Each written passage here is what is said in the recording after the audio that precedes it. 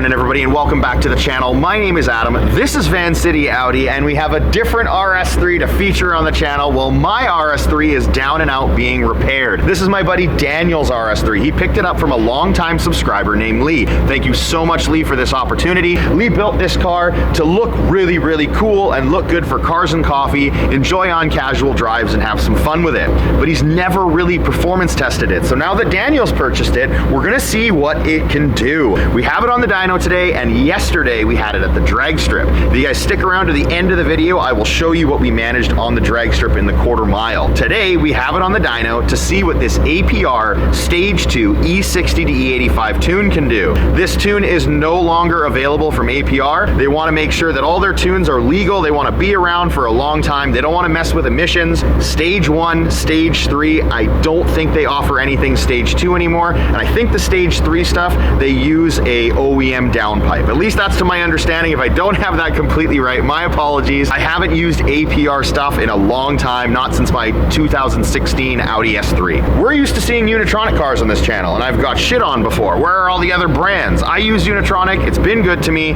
All the other locals use Unitronic, I think except for one APR car that we had on the channel before, and it performed rather well. So now we're gonna see what this car can do. The main difference between this setup and what we've seen on the channel before is this setup, whoa, guy's making noise over at the shop.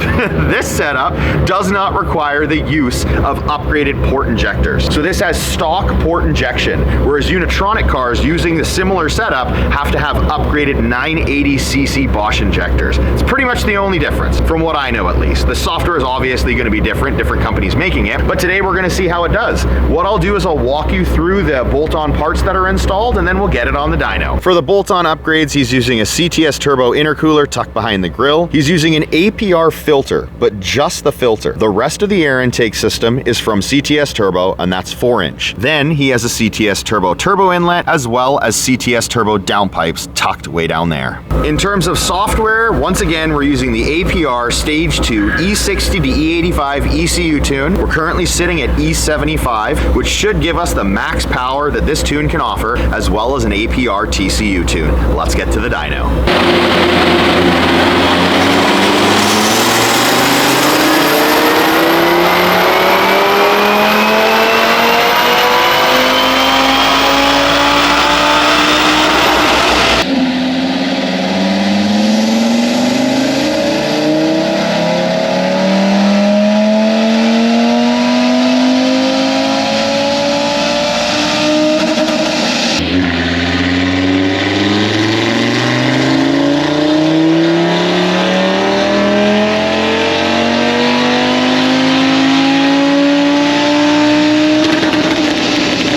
And here's the result of the best run that we did today. 546 wheel horsepower, 519 pounds-feet of torque. The up and downs you guys see is simply the Haldex controller fighting for power between front and rear. This is a little worse than we normally see it, so I'm not sure what's going on there. We also see this weird dip down low that I'm not used to seeing with RS3s. Besides that though, pretty much where we expected it in terms of power, considering it is running a Stage 2 E85 tune. So now that you know exactly how much horsepower and how much torque this thing makes, let's see how quick and how fast it is. Last night we were at the drag strip, and Daniel tried his hand at drag racing for the very first time. What a hell of an awesome car to drag race for the very first time. Just so you guys are aware, I'm always transparent with all my videos. His tires are pretty old. They're Bridgestone RE71Rs. Lee went with the recommendation to use these because that's what I used to use in my RS3. The problem is they're a few years old, they're probably a little heat cycled now, and they're quite hard. So he was spinning pretty bad at the track. The second thing that I have to mention is I've never raced an RS3 with an aero kit before, ever. I've never seen one locally, so I don't know how much a splitter, a diffuser, and side skirts are gonna actually slow down the vehicle. But with those two things in mind, here's how we did.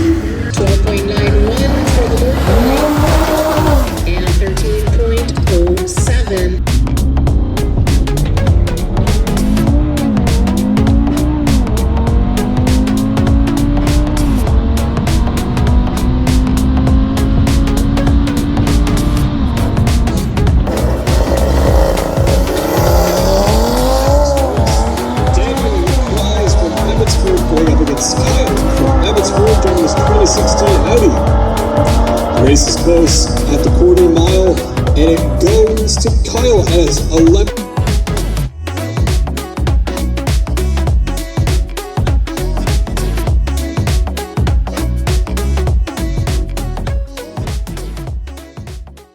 What did you guys think? A 10.8, a couple 10.9s, ranging from 124 miles an hour to just shy of 127 miles per hour? To be real with you guys, we were pretty disappointed. I thought it would be significantly faster. When we race our Unitronic 2 and Stage 2 cars, those things trap anywhere from like 132 to 135 and are running 10.5s to 10.7s. So we thought we'd get more out of it, but we do know that they do not offer more fueling because they don't have port injection, plus they discontinued this software, so there haven't been any tweaks on it. Plus it has aero, spinning tires, blah, blah, blah, blah, blah. With all that said, Daniel had an awesome time drag racing for the very first time in this APR tuned RS3. So I don't know what's gonna happen now, guys. We were thinking of some cool videos we can do with this car. If you have any suggestions, please put them in the comments below. We'd like to see what you guys wanna see.